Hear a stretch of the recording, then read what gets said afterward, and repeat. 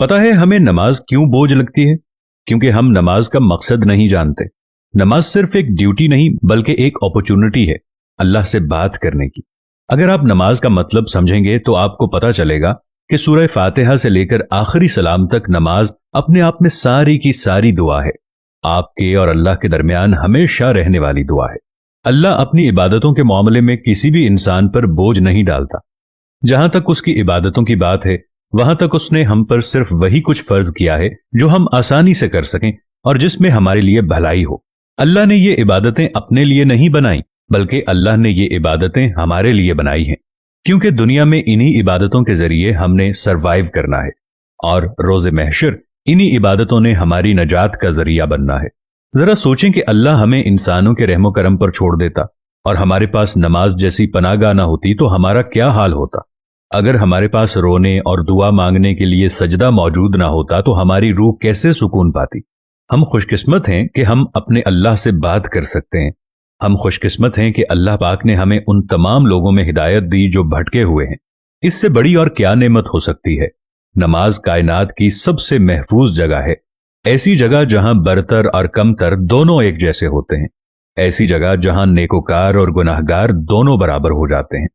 ابھی کچھ دیر پہلے میں نے ایک کوٹیشن پڑھی کہ تنہائی میں کبھی چاند کو دیکھنا اور دیکھ کر سوچنا کہ رسول اللہ صلی اللہ علیہ وآلہ وسلم بھی اسی چاند کو دیکھا کرتے تھے۔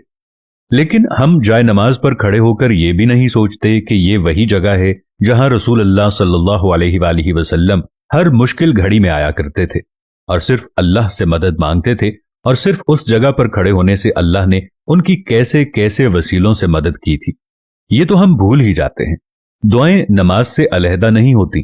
آپ جتنی نمازوں میں پابندی رکھیں گے اللہ پاک اتنی ہی آپ کی دعاؤں کی قبولیت کے معاملے میں پابندی رکھے گا۔ تو اگلی دفعہ جب آپ جائے نماز پر کھڑے ہوں تو یہ سوچ کر کھڑے نہ ہونا کہ ہم اللہ سے بات کرنے کے لیے آئے ہیں، بلکہ یہ سوچنا کہ وہ ہمیں سننے کے لیے آیا ہے اور وہ ہم سے بات کرنے کے لیے آیا ہے۔ آپ کے لیے یہ بڑے اعزاز کی بات ہے کہ وہ ذات جس سے بات کرنے کے لیے بڑے بڑے عبادت گزار ترستے ہیں وہ ہم سے بات کرنے کے لیے آیا ہے۔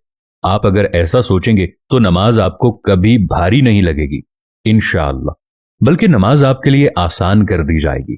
بس ایک بار کوشش کرنی پڑتی ہے پاؤں کو جائے نماز پر کھڑا کرنے کی، پھر اگلی دفعہ آپ کو آپ کا دل جائے نماز کی طرف لا کھڑا کرے گا۔ میں اپنے اللہ سے یہ دعا کرتا ہوں کہ جتنے لوگوں نے نمازیں پڑھی ہیں ان کی نمازوں کو قبول فرما، اور جو لوگ نماز کی طرف نہیں آ رہے ان کے دل میں ایمان کی کوئی روشنی جلا تاکہ وہ تجھ تک نماز کے لیے آ سکیں اور سجدہ ریز ہو سکیں۔ میرے پاک پروردگار، آج ہم تجھ سے اپنے کیے ہوئے گناہوں کی معافی مانگتے ہیں اور تجھ سے التجا کرتے ہیں کہ ہم سے سجدے کی توفیق تا قیامت نہ چھیننا۔ آمین ثم آمین۔